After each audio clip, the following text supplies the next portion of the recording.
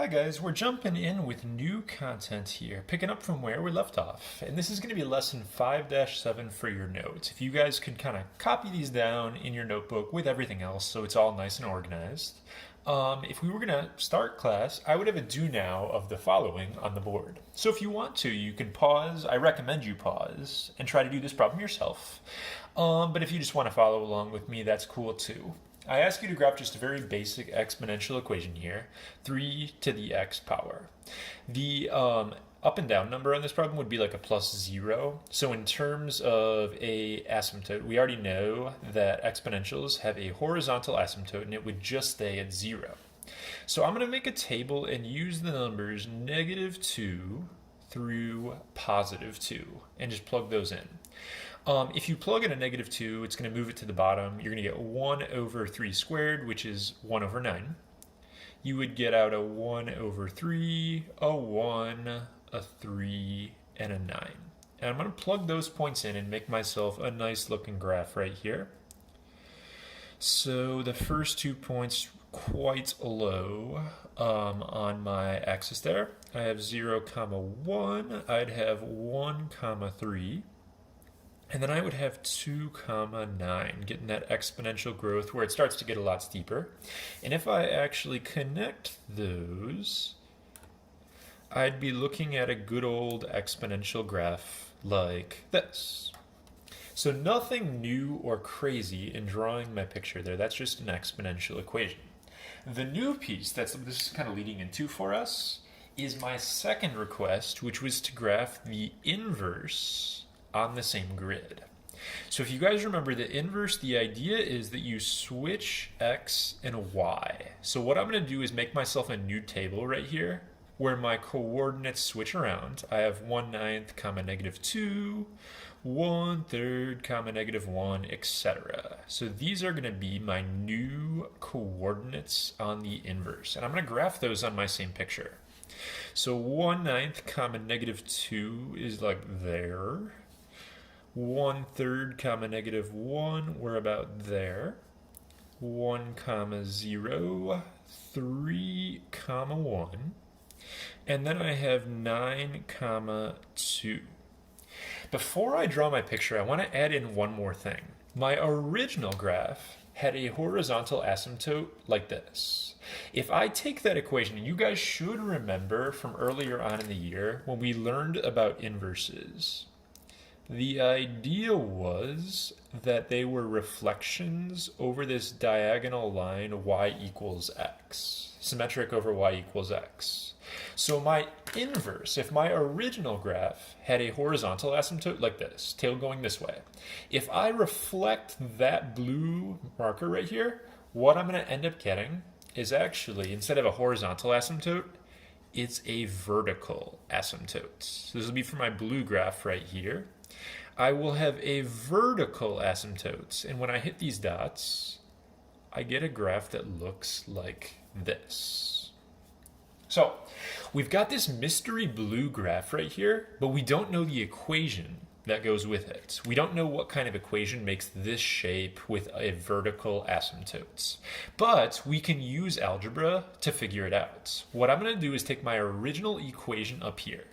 My original equation is y equals 3 to the x power. And what I'm going to do is switch my variables just like I would normally do when I find an inverse. If I swap variables, I get this weird looking thing right here, and I have to get y by itself. There are two ways to think about this, but it's going to be the same process basically. You can either rewrite this in log form right away, or I can do a log base 3. Take the log base 3 of both sides. These will cancel each other out. So I end up getting, for the inverse, y equals log base 3 of x.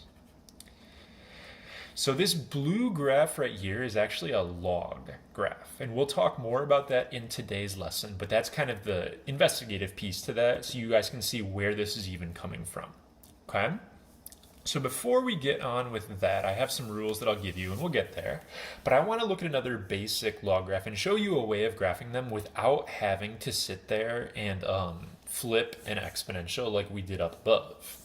So what's going to happen right here is I'm actually going to try to make a table just right away for this. A table for my log graph, y equals log x. Now I'm going to cheat just a little bit right here. The asymptote is going to stay at 0, but it's a vertical asymptote. So I'm going to draw that in already. My asymptote is x equals 0 because log graphs have a vertical asymptote just like we saw above. Now, when I make my points in this table right here, if you think about the little converting trick I showed you guys earlier, the thing that we talked about, what you're going to end up getting is 10 to the power of y equals x if you just do that conversion trick that we talked about earlier. It's actually easier when we fill out tables, we pretty much always do x first. That's just normal. It's actually easier to decide what you want your y to be in this table. Two easy y's that I'm going to use are 0 and 1. So normally we pick the x's for our table. I am choosing y ahead of time because that's the way my little equation is set up if I do my conversion. 10 to the 0 power equals 1. So the x would be a 1. And if I do, so that was 10 to the 0 equals 1. And if I plug in a 1 for y, 10 to the first equals 10. So it's a little weird with log graphs. You actually fill out your table backwards by doing the y first. And if I graph those points, I have 1, 0. And I'm going to do 10, 1. I get these two dots. I know my asymptote goes downwards like this, so I'm going to go really, really steep and flat. I'm going to hit my dot, and I'm going to go through my other dot right here. That is going to be my picture. So, exponential graphs, we talked about how steep they are. This is the crazy steep graph, steepest kind we talk about in high school math. Log graphs, on the other hand, are very, very not steep. I have 10, 1 right here. My next nice point would actually not be, if I think about plugging in a 2 for y, it would take me all the way to 100 before I get up to positive 2. And if I think about plugging in the next one, it would take me all the way until I got to 1,000 before I got up to 3. There is not a horizontal asymptote. It doesn't go flat because it always does keep raising. We talked about exponentials being the steepest graphs. Log graphs are the least steep graphs we will ever cover because they just take so slow to grow. You can see that happening already right here. My domain on this graph, the x's are to the right of this dashed line right here. So my domain is going to be that x is greater than 0. I will never use x's on this side of the picture. And my range is going to be all real numbers. It goes down and hits all these y's. And it does grow very, very, very slowly, but it does keep on going up forever. So that is how you set up a log graph. The rules that I'm going to have you write down for this.